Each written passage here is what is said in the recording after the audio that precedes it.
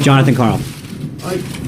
Back in January, the president said that nobody in his campaign had been in touch with the Russians. Now, today, can you still say definitively that nobody on the Trump campaign, not even General Flynn, had any contact with the Russians before the election?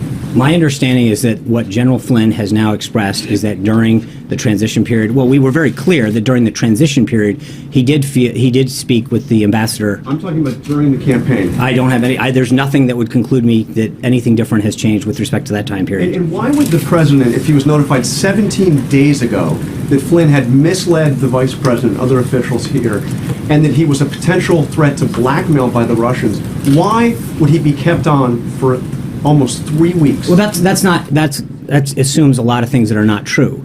The president was informed of this. He asked the White House counsel to review the situation. The first matter was whether there was a legal issue. And we had to review that, whether there was a legal issue, which the White House counsel concluded there was not.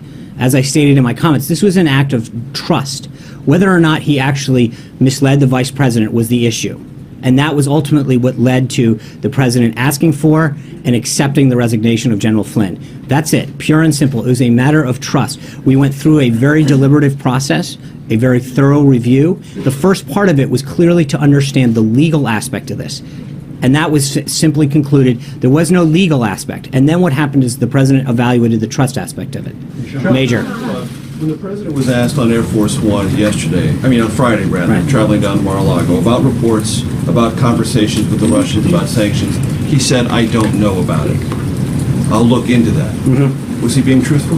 No, what he was asked specifically is, was he aware of a Washington Post story? He hadn't seen that at the time. Of course he was involved. I just said that he was aware of the situation right after the White House counsel informed him back in January. And his inquiry to the White House counsel was strictly about the legalities involved, not the propriety of the conversations between General Flynn and the Russian ambassador. Well, initially, just to be clear, criticism of the merits of those conversations about sanctions before the Trump administration had been inaugurated. so just to be clear, the acting attorney general informed the White House counsel that they wanted to give, quote, a heads up to us on some comments that may have seemed in conflict with what he had sent the vice president out in particular. The White House counsel informed the president immediately. The president asked him to conduct a review of whether there was a legal situation there. That was immediately determined that there wasn't. That was what the president believed at the time from what he had been told, and he was proved to be correct. The issue, pure and simple, came down to a matter of trust. And the president concluded that he no longer had the trust of his national security advisor over. It was proper for the incoming national security advisor, not part of an administration, to be discussing an issue as sensitive as sanctions with the Look, Russian I ambassador. mean, his job is to discuss issues with his counterparts. I mean, Charles Krauthammer put it perfectly last night. That's what he's supposed to be doing. I mean, that's his job. We would constantly read out throughout the transition who he was speaking to, how he was getting ready. The president was receiving congratulatory calls from around the world. We would read out the world leader calls. The job of the incoming NSA is to sit down with the counterparts and start that dialogue, and that's exactly what he did. So the question wasn't, did he do anything improper or illegal? It's the question of, could he be trusted further? And that trust, or the erosion of that trust, was frankly the issue. So, hold on. Did the president instruct him to talk about sanctions? No, absolutely not. No. But no, and there's no, that's never. So would you prefer he had not done that? Well, I think the president had no problem with the fact that he acted in accord with what his job was supposed to be doing. He had the ability to talk about issues that were important, whether it was that or the 30 other countries that he spoke to. That was part of his job.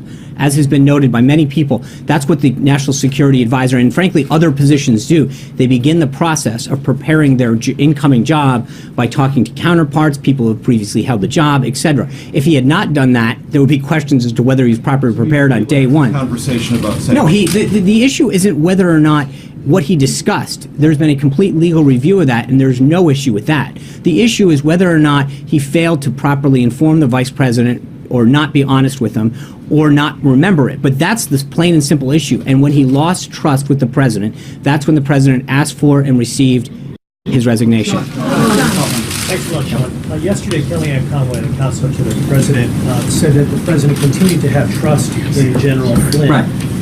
What happened between yesterday morning and yesterday evening that led the president to lose confidence in General Flynn? Well, I'm not going to get into the specifics of where the president's thinking was, but I will just say, as I noted in the opening statement, that it was an evolving and eroding process. And so at the end of the day, the president made a decision, as he does on all subjects, and asked for and received the National Security Advisor's.